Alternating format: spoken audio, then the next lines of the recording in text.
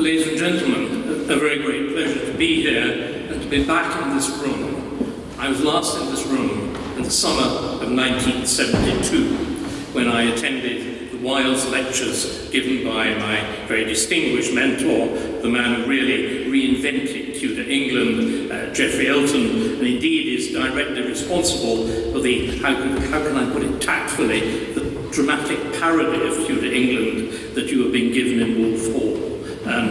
Quite simply, Hilary Mantel's Thomas Cromwell is the Thomas Cromwell of Geoffrey Elton of the Tudor Revolution in government, with lots and lots of unnecessary adjectives and marked riders. Anyway, so that was my encounter here. I've had another encounter with Northern Ireland today, staying with friends and visiting Mount Stewart. And I would like to begin with that visit. The first thing that I noticed, apart from the spectacular beauty of the place, originally chosen by the family, actually because it was beautiful.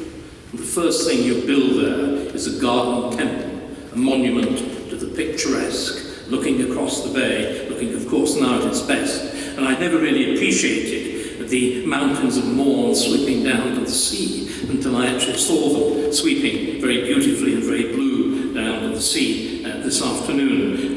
But the building itself is again a tribute to the, I think, superior quality of the National Trust in Scotland, in Northern Ireland, in that there is absolutely no reference to ideology at all. It is totally straightforward account of everybody who is there. But in some ways, I wanted a bit of ideology. I'm sure you all know what Mount Stewart is. It's the house of Castlereagh. It's the house of the man, more than anybody else, who is finally in his last very unhappy year and a half, actually becomes Marquess of Londonderry. But he is the man, more than anybody else, I think, apart from William Pitt and the Duke of Wellington, who is responsible for the defeat of France and the ideas of the French Revolution. Everywhere in that house there is a reminder of that. There's the magnificent desk at which he sat at the Congress of Vienna, which, along with Metternich, he dominates. And Metternich, of course, provides some of the intellectual muscle, but the genuine diplomatic skill, the force that reshaped a conservative vision of Europe that was nevertheless open to gentle change, in contrast with the catastrophic war settlements of the 20th century, which largely incorporate the ideas of the French Revolution, particularly what we can now see, I think, the war settlement of 1945, even more disastrous than that of after the First World War. And so Castlereagh is responsible for the victory intellectually of Britain over the French Revolution. What I would suggest is that what we've seen, what I'm fighting in PopCon, to which Jack has made reference, is the fact, beginning with the joining of the European Union under Edward Heath, and particularly accelerating under Tony Blair from 1997, we have thrown away the traditions that were victorious and were vindicated by the superior fate of 19th century Britain and the catastrophic fate of 19th century France. We have thrown away those traditions. We have whored after strange gods, and we've Frenchified our government. We have had our own semi-peaceful version of the French Revolution.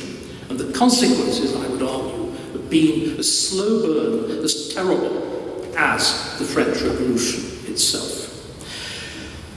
And I think to investigate them, I would like to bring in another one, I hope will be slightly unexpected thing. We are all familiar with the idea of classics, the French Revolution. And it's striking, the great classical works in response to the French Revolution are all English.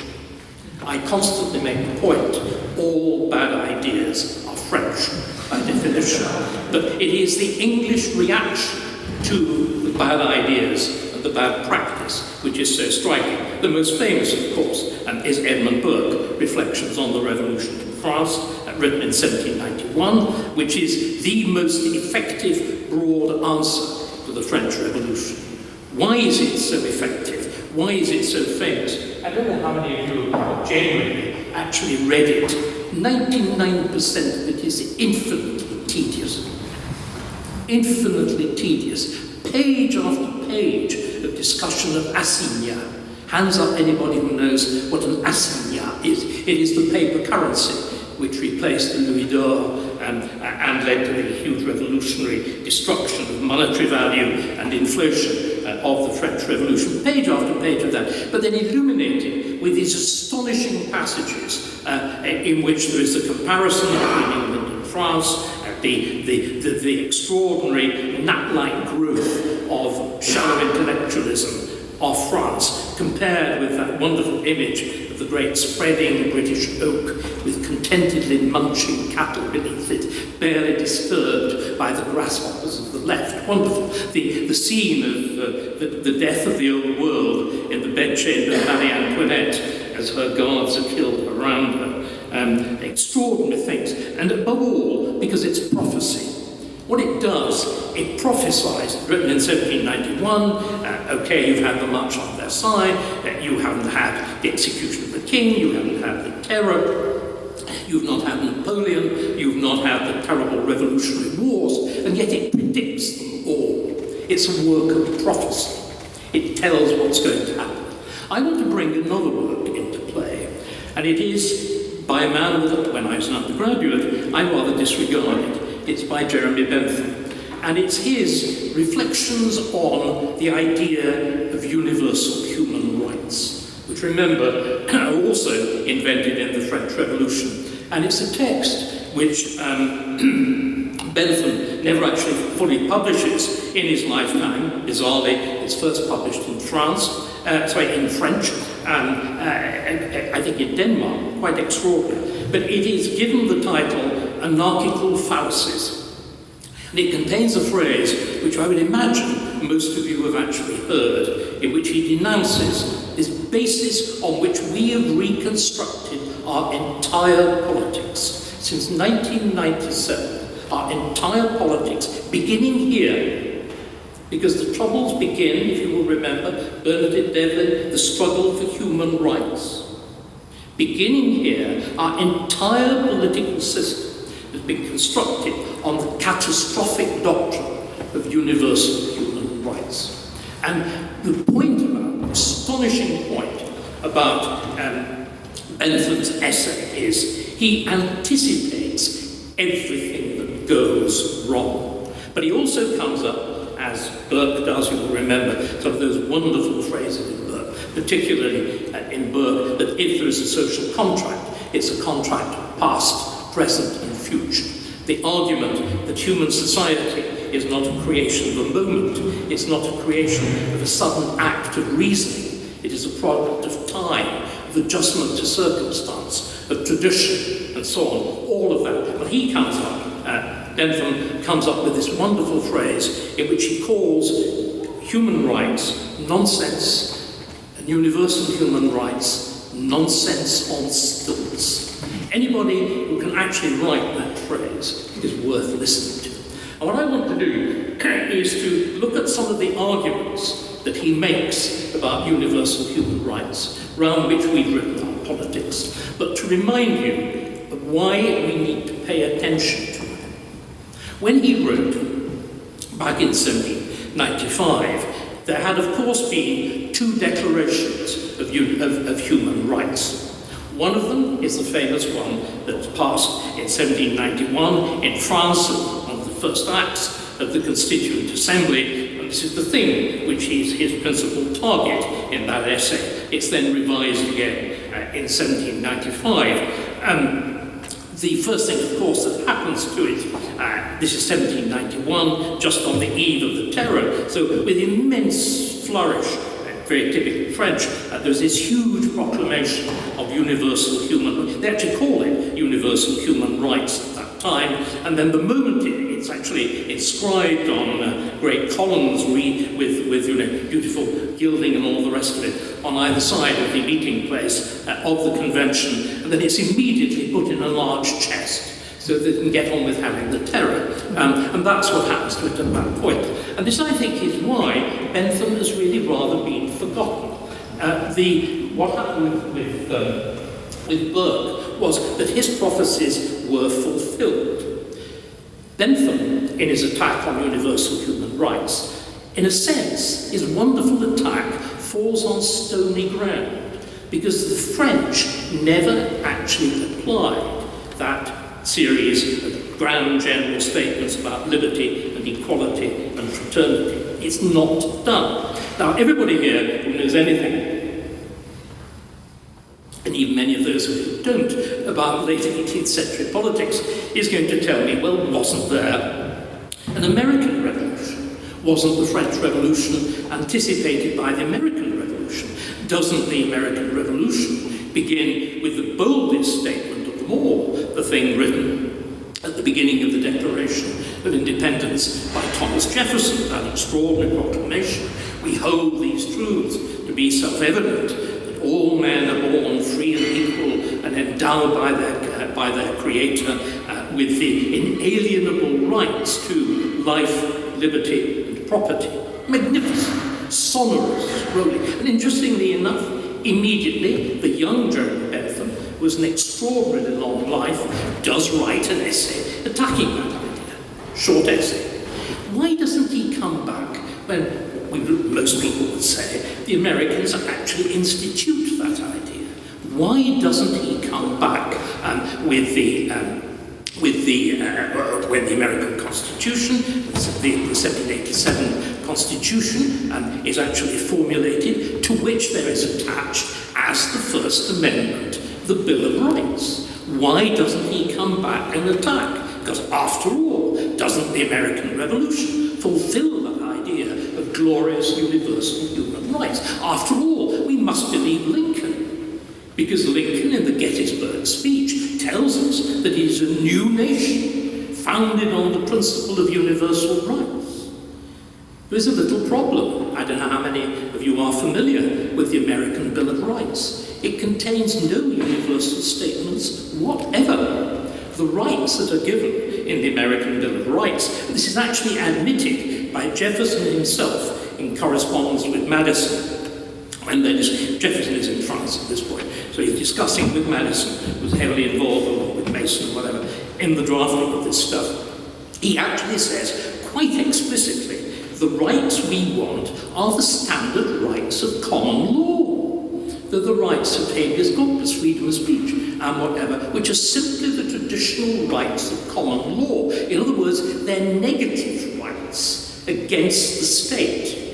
They're not huge binding rights of the rights of women or the rights of gays or whatever, or what we've done with them. So what I want to suggest is that in the 18th century, although you made vague general noises about universal rights, you never actually put them into practice. So their practical consequences, the catastrophic consequences, did not become clear. This seems to me to be the central point. So when Bentham exhaustively describes acting as prophecy in 1795, what would happen if you tried to put those ideas into practice? Because they weren't put into practice in the 18th century, we haven't realised that he's genuinely prophesying in exactly the same way that Burke had been prophesying. But I think much more interestingly, because he goes into serious detail. He explains why this approach to government is catastrophic. And the first thing you've got to remember, and this is his major point, doctrines of universal human rights come into existence not to provide a basis for government or a basis for society. They come into existence to destroy. The ideas are first formulated to bring government down or to justify changing government. If you go back, and you go back from the 18th century to the original formulation of these notions in the 17th century, if you look at the two key figures of this, in Leviathan on the one hand with Thomas Hobbes, and in the two treatises of government with John Locke on the other, they're both designed to justify the demolition of an ancien regime. So what Hobbes is doing is justifying the fall of the monarchy of Charles I and the new regime of Oliver Cromwell. What Locke is doing is putting up arguments that will enable his patron, Shaftesbury. Descendants are very heavily involved here. I noticed as I was walking in, to enable his patrons to come up with appropriate arguments to get rid of James II. So what you're doing is you're using arguments of natural right to destroy specific government. Interestingly enough, in 1689, the English were wise enough not to use them. The arguments of Locke are never deployed in the same way the Americans between the Declaration of Independence. In other words, why are the arguments of Jefferson about universal rights, why are they there in the Declaration of Independence? They are because the Declaration of Independence is not as Lincoln thought it was, to provide a model for American government. It's there to justify breaking allegiance to the crown. It's there to unloose bonds, not to create the bonds of government. The Declaration, if you read it, is entirely addressed to a foreign audience. It's saying, why have we dissolved? To address to all the other European powers, why have we actually broken these bonds? And similarly, not to provide a rationale, as Lincoln thought it would, for the actual arrangements of the Constitution. Similarly, in 1688-89, these ideas float around in England, but when it came to the revolutionary settlement of the Glorious Revolution, you completely ignore them. You carefully exclude them. Instead, you lie. The thing that we do best in English politics. You tell careful lies that get you round an awkward corner rather than confronting dramatic and uncomfortable truths. But what happens, of course, is, and this is what I want to come to, in 1951, with the European Convention on Human Rights. By the way, I would argue that exactly the same criticisms that I just made now, that these noises are made but nothing is done about them, apply to the Universal Declaration of the United Nations Declaration of Universal Rights, which is put together largely by Eleanor Roosevelt at the end of the Second World War. But there is a very important caveat, which again I think people have been very slow to realise. If we look at the arguments for the curtailment of freedom of speech and the arguments for the creation of this thing called hate speech, ladies and gentlemen, they are based on the United Nations Declaration of Universal Human Rights. It's quite extraordinary. There's a work of a remarkable man who is a Dane, who nevertheless rejoices in the name of Jacob Machangama. And Machangama's work shows that the Berkeley Law School uses the actual contributions to the redrafting of the Universal Declaration into the actual convention, which is theoretically legally binding, to incorporate Soviet ideas that freedom of speech has to be limited according to two things: to be anti-fascist, because of course of the whole history of the Second World War, and to be anti-racist and anti-imperial. And you justify deliberately radical limitations of freedom of speech within. We have the procès-verbal of the United Nations committees, which shows how, again, very much predicted by Bentham, you invert the notion of freedom of speech and use it to limit freedom of speech, which is something that he, again, is rather interested in. So the Universal Convention does have something of that impact. But the most striking thing is the use of the European Convention. The European Convention, which is finally signed by the British government, we're actually the first to ratify it in the very dying days of the Attlee Labour government. And it's very interesting looking at the Labour government's realisation of what it's doing. There is a remarkable correspondence between the Foreign Office, the Colonial Office, very worried, of course, about the consequences of universal human rights in the African Empire, as you can imagine, and the Lord Chancellor, the Labour Lord Chancellor, Jowett. And what Jowett says, again, turns out to be absolute prophecy. He says, this document, that is the European Declaration on Human Rights, is so badly written, is so vague, that any decent lawyer can make it mean whatever he wants. In other words, all the things that we've seen about the right to family life being applied to retain a rapist or something convicted of drug crimes or whatever in Britain because one of his children dislikes or loves a particular kind of British cookie. I mean, quite literally, there have been court decisions like that. But it's inherent in the doctrine, a document which is so vaguely and generalistically written. And again, that convention is pointed out by Jowett very, very clearly. It's not simply that it's vague, it's that the British government signed it knowing it wasn't going to work. They sign it. Why? Because we're worried about what other people will think. They knew they were signing a profoundly flawed document. But of course, ladies and gentlemen, they by and large get away with it until 1997, when we incorporate the Universal Convention into English law.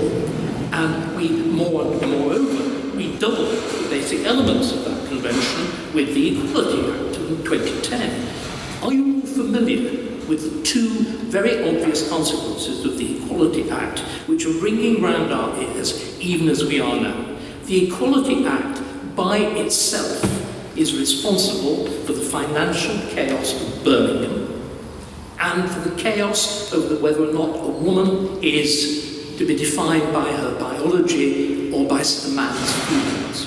The one Act of Parliament is responsible for those two completely insane things that have happened. The reason is that the Act of Parliament has got a name, it's got an abstract, simple abstract idea, the idea of equality, and it is determined, one of its many decisions, one of its many aspirations, it is determined to bring about the equalisation of wages between men and women, but not simply within the same job, but within jobs that can be compared, even though one job is done almost entirely by men, like being a binman, and another job, dinner lady, is done almost entirely by women. Now, the only way you can do that, believe it or not, is by having a version of the Marxist labour theory of value, one of the most discredited notions in the history of economics and politics. It is written into the Equality Act with three equations. They're actually equations, which is why we now have wages set by judges. It is demented in the same way that the determination to produce an equalisation between the notion of gender, i.e. my sex is what I want it to be.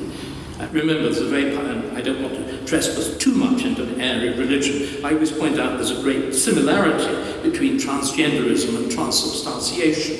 They both involve the use of language to bring about rather radical physical changes, or allegedly to bring them about. Anyway, and similarly, there is an equation within the Equality Act between that view of womanhood or manhood, and one that is actually based on fact and science, which is sex. Now, I wandered a long way from Bentham, but Bentham predicts all of that. And he predicts something else. He predicts the violence of language. Have you noticed the spectacular violence of language from the men who would be women? He says, this is something again that I'm afraid it relates very directly to Northern Ireland. He says, if you have a politics in which you say, how we will organise society is by giving different groups of people different ideas rights. He says, by definition, that is a recipe for violence and the war of all against all. Because if you say, this is my right, you will fight for it to the death.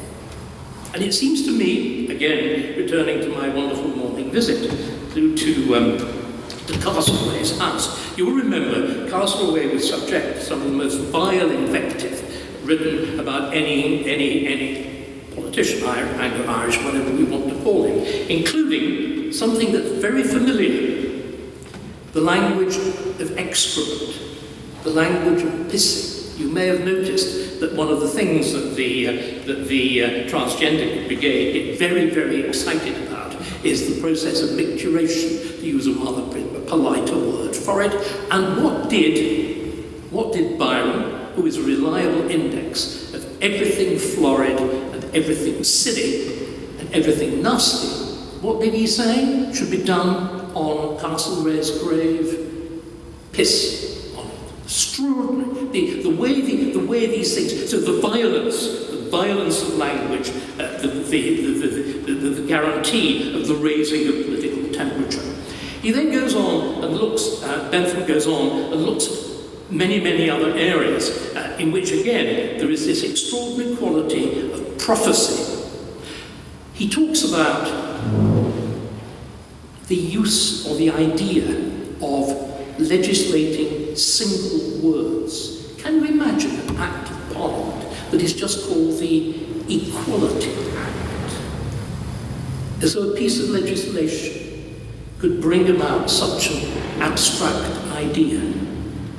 He says, very interestingly, we're talking now of the late 19th, early 20th century, the late 18th, early 19th century. He says very interestingly, but the British Parliament doesn't do that.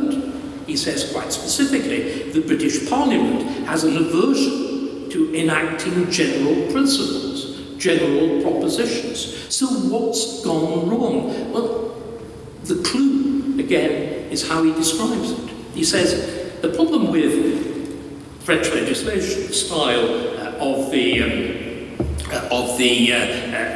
Declaration of Human Rights, he said, the problem with it is it's written by literary gentlemen.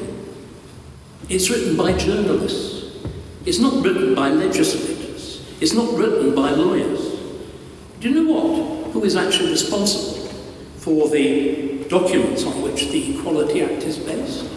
Trevor Phillips, the journalist, the TV journalist. This fundamental piece of legislation, which as we can now see has wrecked relations between the sexes, has wrecked local authority finance, is wrecking much of the commercial sector. Next is about to go bankrupt for exactly. The cost of Birmingham is £700 million.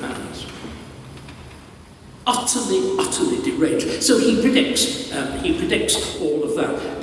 The idea that you legislate by citing a general idea, it's the kind of thing that only somebody who isn't serious simply is playing to the gallery. But then he concludes, and I'm going to conclude too, because it's the big idea that I want us to get over. He concludes with a very remarkable section, which when you read it at first, you think, what on earth is it here for? Because he ends this essay in which he's described in very great detail, and of course he throws about much more detail than I've had time to discuss, because he goes through each one of, is it the 18 articles in detail. He points out, again, as I began when I discussed freedom of speech, he points out that an assertion of freedom of speech, public subject to considerations of public order, which is exactly what the European Convention incorporates, is utterly worthless. It will guarantee you against nothing. He said Louis XIV would have been completely happy with such a proposition, because indeed he had provisions in law for public order, which required you to torture Huguenots to death and whatever as an approved Catholic. You'll be familiar with this kind of approach to public order in Northern Ireland, depending, or indeed in Ireland in general, depending on which gangster is actually wielding the scalpel or the knife or the bomb or the gun. So all of that's brilliant. But what he does, and it's quite extraordinary, he ends in a section in which he denounces Descartes, the leading French philosopher, and praises French chemistry of the late 18th century, Lavoisier. And the reason is very simple. Descartes represents the worst form of thought, which is deductive reasoning. Reasoning from a big general principle down to supposedly necessary logical deduction. It is the worst way of it looks neat. All of you, when you're debating, will play this game. but it's not how you really think. Real thought is what Lavoisier did. Lavoisier is the great French chemist who destroys the entire theory of phlogiston, the notion that things burn because there's a burning element called phlogiston, and he demonstrates instead they burn because oxygen is put with something. He shows it most brilliantly when he combines oxygen with hydrogen and it produces water, and he then gives this wonder gas, which they just called burning air, he gives it a name. He calls it hydrogen, which for those of you who've got a little bit of Greek and Latin, means making water. And he then invents elements and the beginning of the periodic table, all on the basis of inductive reasoning. And what do the French do? They cut his head off because he's a farmer general. And what essentially Bentham is doing is saying, we have a different way of doing things. We have the way of common law, which is not founded on abstract principles, it's founded on inductive reasoning, case by case. They have a completely opposite method, which is deduction from big, broad principles. Ladies and gentlemen, we had what, under the influence of Blair and the regimes of Theresa May and David Cameron, we have replaced our English way largely with the French way, with totally catastrophic consequences, as the Equality Act demonstrates. Thank you.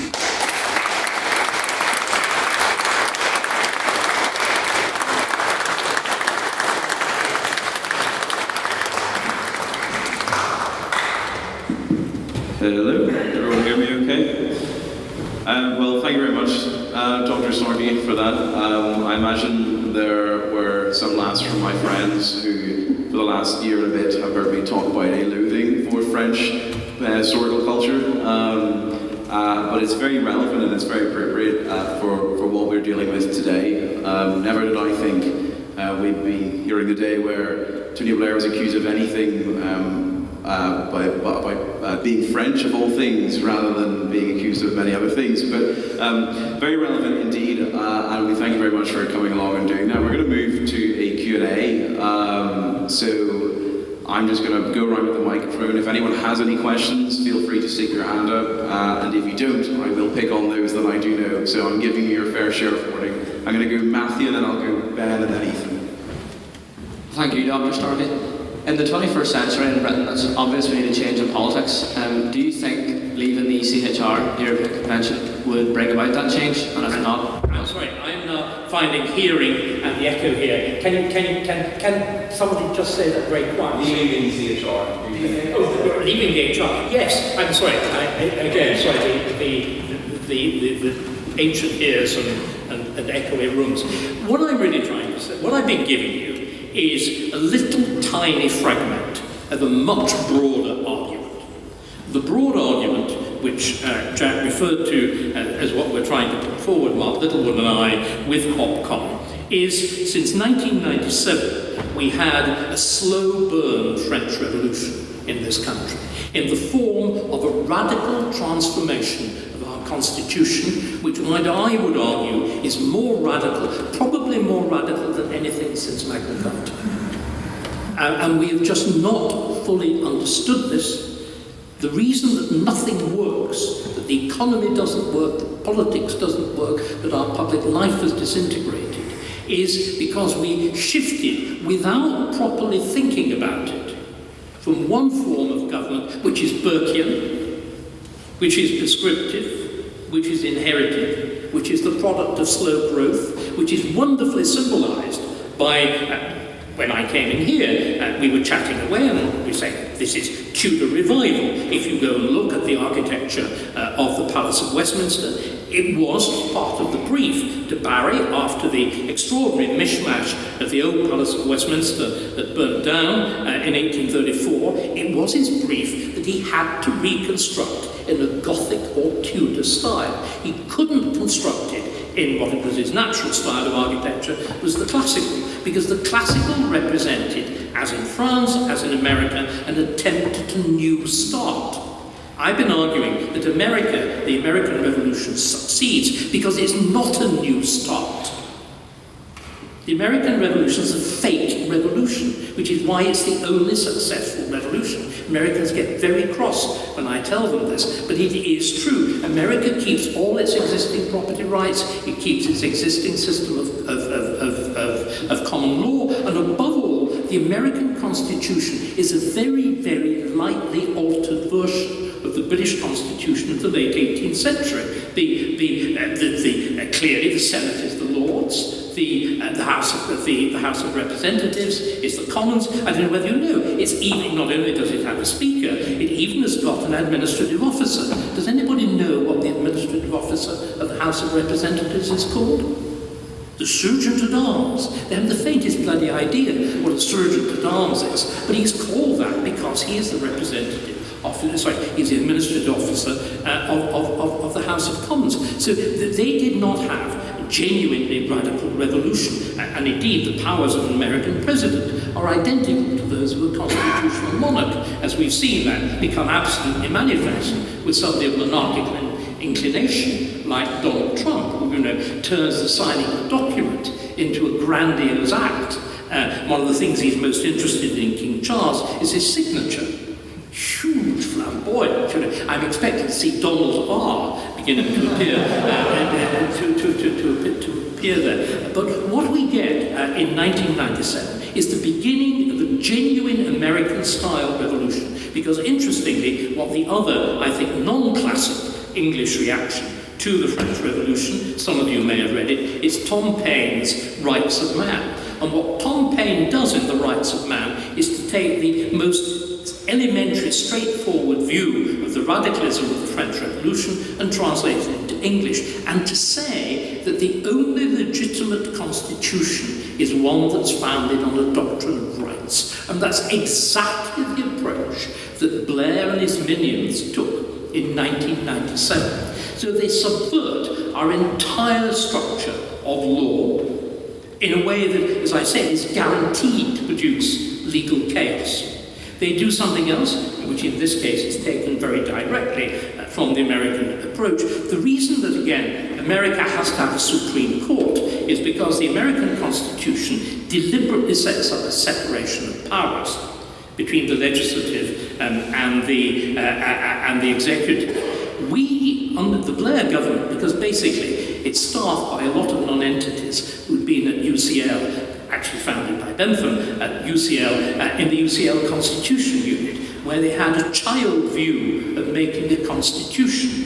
Again, the Englishmen of the late 18th century were much more sensible. You may have heard of Arthur Young's wonderful travels in France, and he's in France in 1792 when they're getting really underway with this process. He comes up with this wonderful phrase, interesting to watch the French, making a constitution rather as you make a pudding with a recipe. You look in a book, you see, 2 ounces of human rights, 3 of the Supreme Court, 4, weigh them carefully, combine it with currants and watch it rise up and explode in your face. But that extraordinary notion of making a constitution like a pudding according to a recipe. That's exactly what we do. The Americans need a Supreme Court because you have this silly doctrine of the separation of powers. We have no separation of powers. How can you if you have a Prime Minister who sits in the legislature and normally controls the legislature? In other words, the whole ruling of the Supreme Court on prorogation, in which it declared under the influence of Lord Panic, one very aptly named Lord Panic, the prime purpose of Parliament was to hold the government to account. How can that be true when the whole purpose of electing a Parliament is to determine who the Prime Minister is?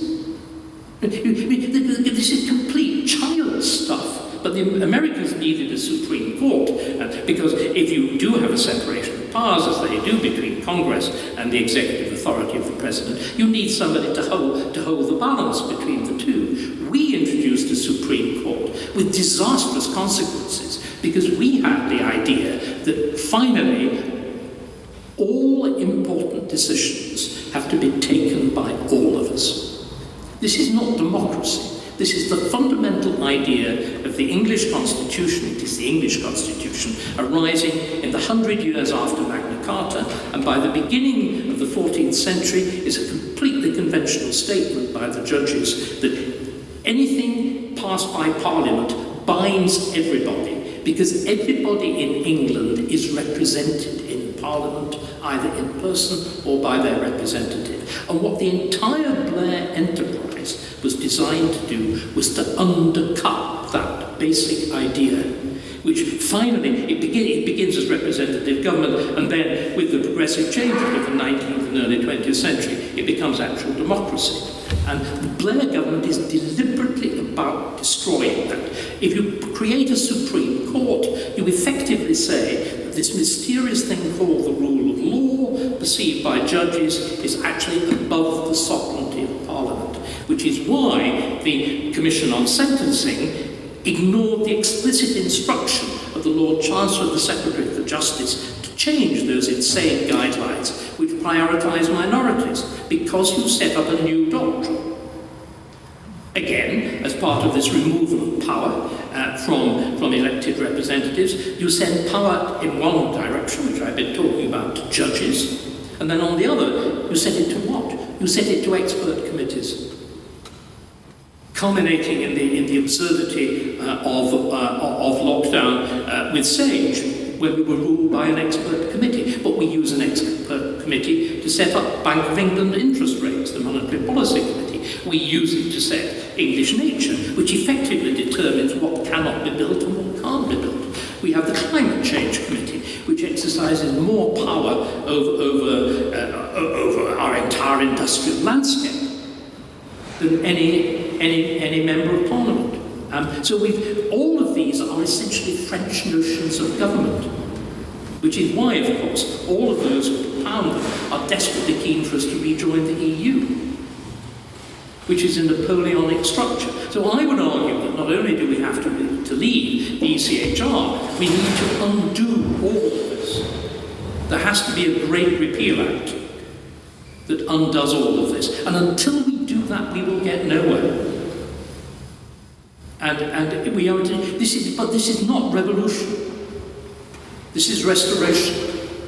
This is exactly what happened in 1660, after we'd had a genuine radical revolution. And remember, you restore the power of the monarchy in 1660, not to bring back unlimited government, to bring back limited government.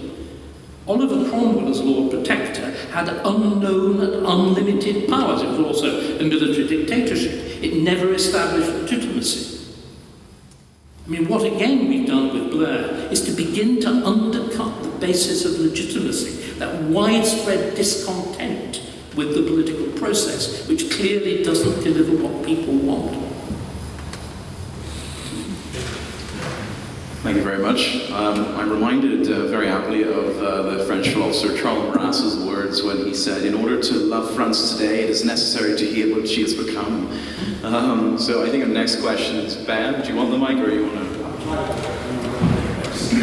Speak very slowly for my very elderly ears, please. I edit a newspaper here from 1737, which is closer in time to Henry VIII, your area of expertise, than to the present day. Much closer in time to Henry VIII, the end of his life anyway. So people have been reading about these things for centuries. I actually don't want to ask about that. To follow on to I'd love to ask you about that, talk about that. To follow on from the question before, do you see any moves towards the massive counter-revolution restoration, significant moves now with changes in political mood, or are you fearful that this is going to take decades if it happens at all? I think that we're in a state of extraordinary political flux in which this sort of thing is now possible. But one, I think, there are two ways that you can approach it. It's the sort of thing which somebody like Rupert Lowe has openly espoused. I know, because I'm part of the process, that Farage is actually in discussion about it. But what is more interesting, the government itself realises it's got to do something about it. It's abolished the biggest quango of them all. It abolished the National Health Service quango. It started to talk openly about the need to reform bureaucracy. Again, you see, Starmer's a very interesting figure. He came to power. Everybody said, why didn't Starmer have a scheme for government? He did. He thought that the only thing that had gone wrong, this is his personal contempt, justified in my view, for people like Boris Johnson. He thought the only reason things had gone so badly wrong was that the Tories were not only corrupt, but wildly incompetent. He's absolutely right, Boris Johnson. Johnson, brilliant campaigner, wonderful figurehead, catastrophic.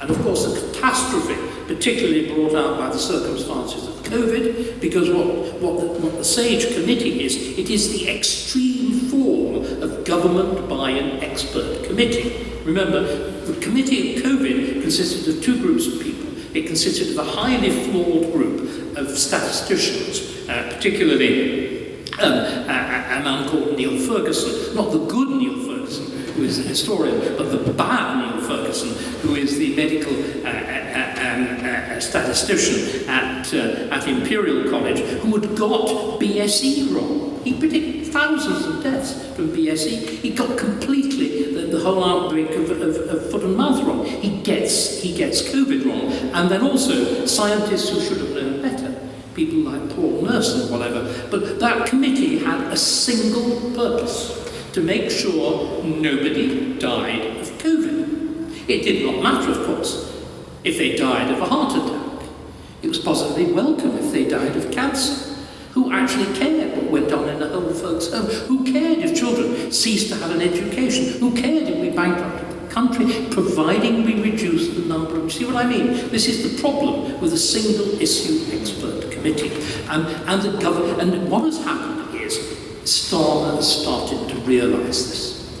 He began thinking all he needed to do was to come in, having been, remember, he sees himself as having been a major civil servant, as Director of Public Prosecutions. This is why he brings in Sue Gray. He thinks she was indeed the mistress of the inner workings of the Cabinet Office. She is the one at the core of the secret. You know we have a Stasi.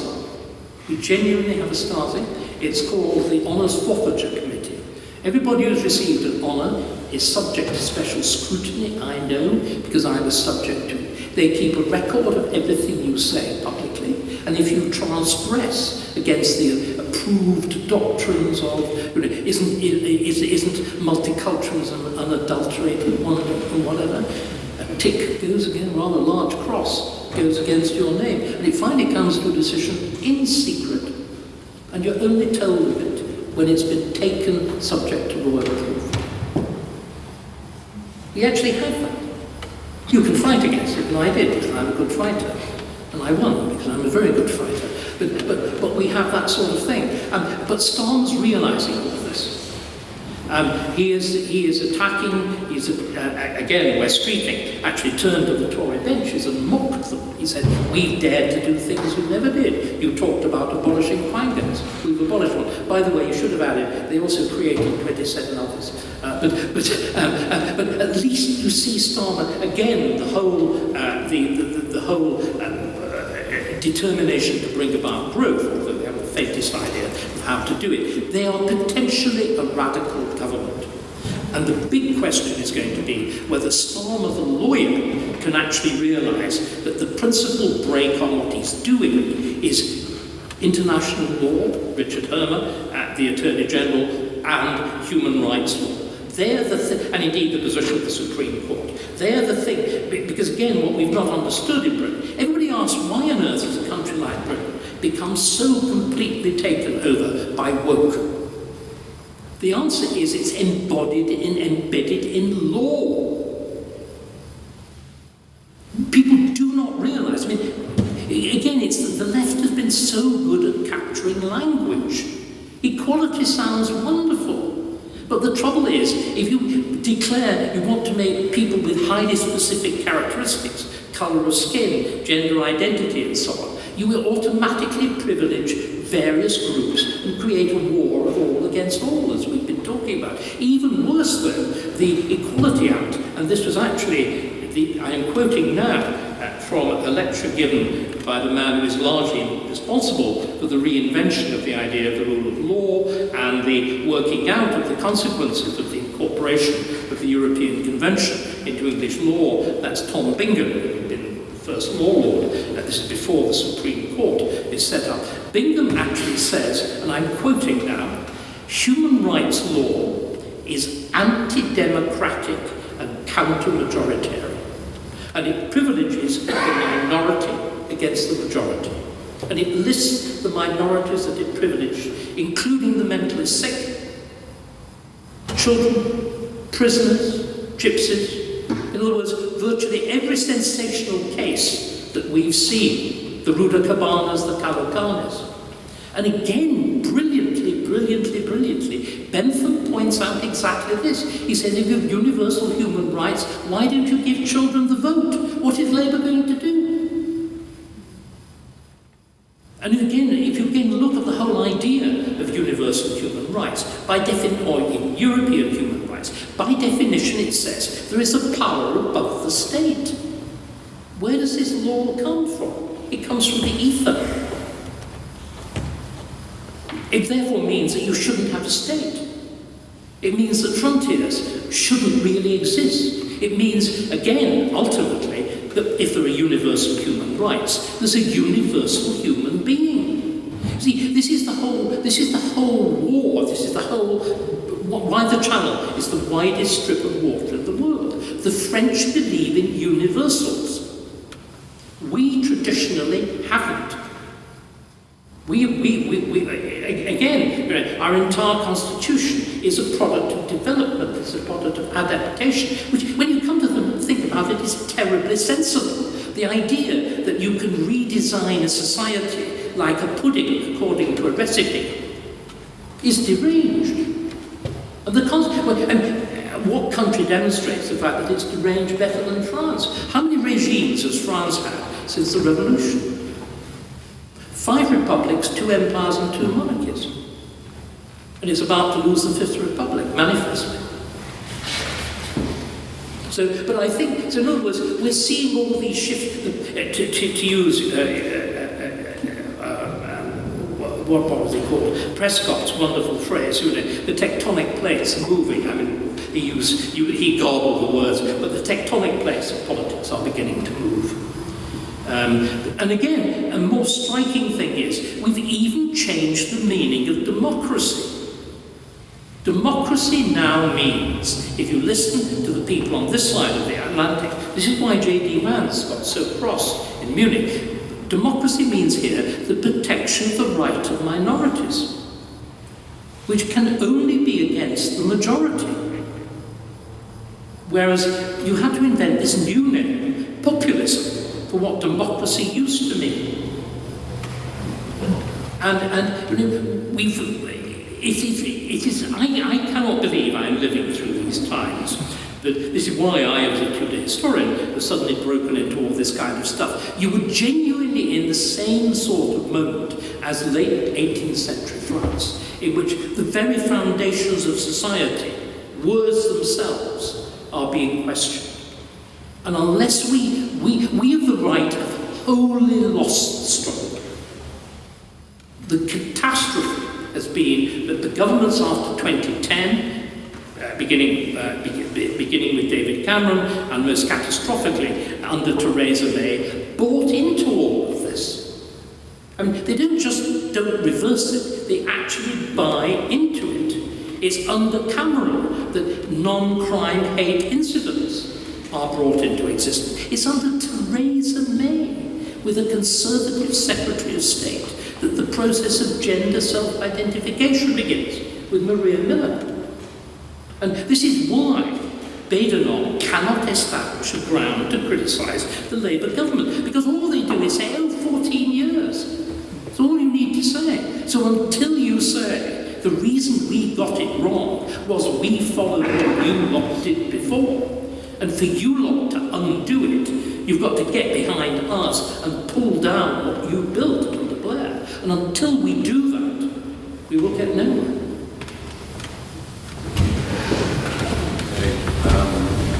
Right, we are probably a bit pushed for time, so I'm going to I'm sorry, the questions have been so interesting. I give very long answers. Okay, we'll try and do shorter questions and I'll not hurry. I think said you. I'll try and be short. Hi, thank you for the talk. So just reflecting on your work as a historian, I mean, far be it of me to disagree that everything French is bad, and there's a lot of validity to that. But firstly, as a historian, what did you make of, I'm not sure if you got the chance to read the book by Lord Roberts of Napoleon the Great and the case that he made of the Enlightenment on horseback. And secondly, in terms of the legislative effect of the French Revolution and so on, I wonder what you make of the legacy of the,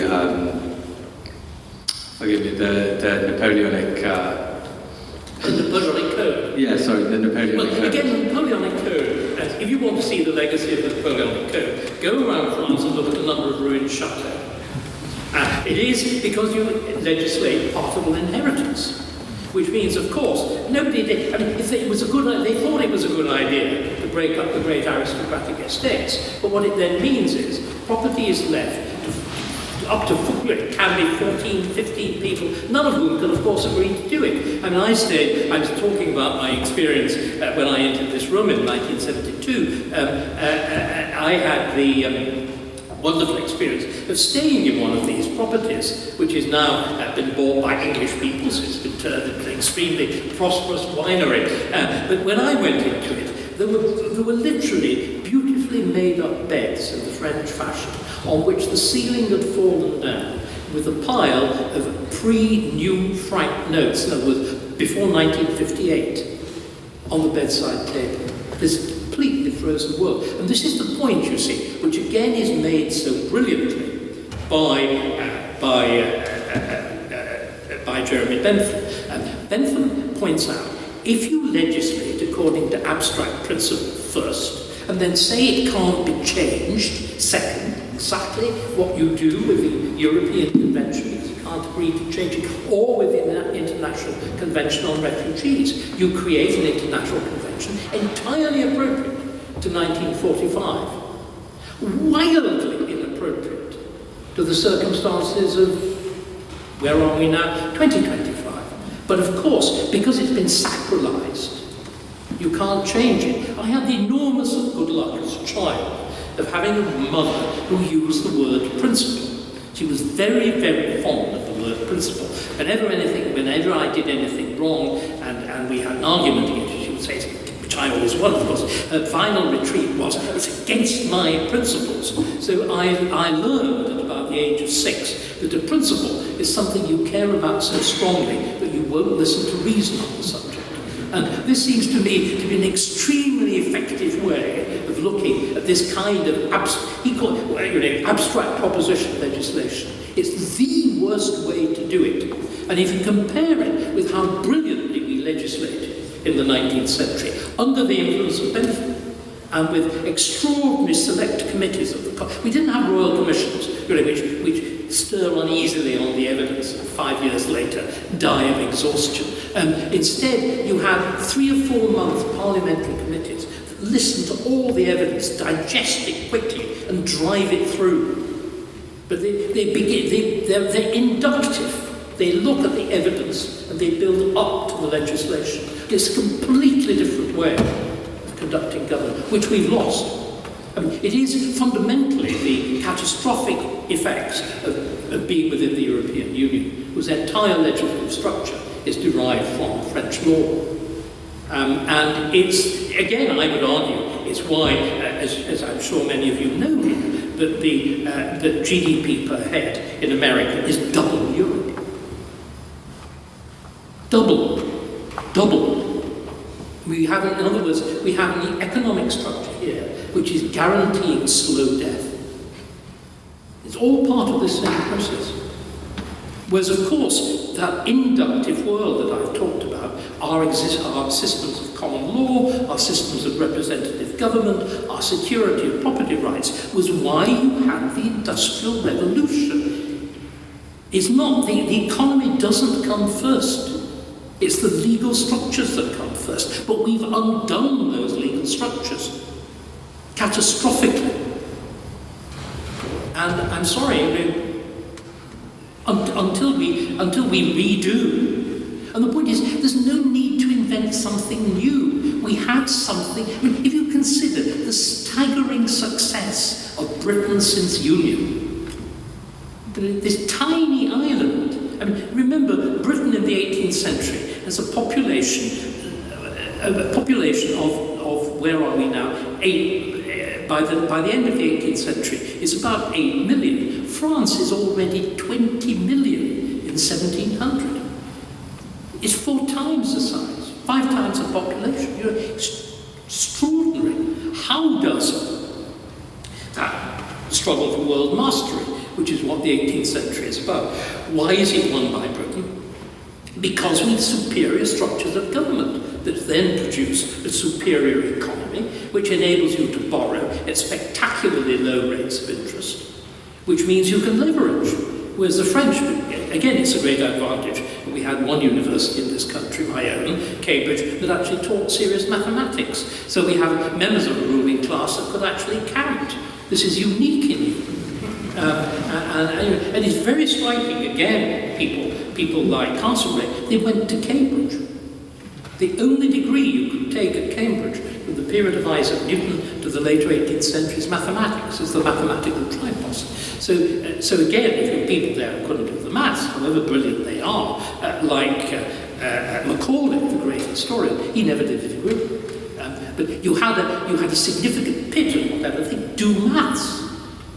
They understood. In other words, you can not only run an international coalition because you're a great diplomatist and strategist, but you can actually manage the finances. We've lost that.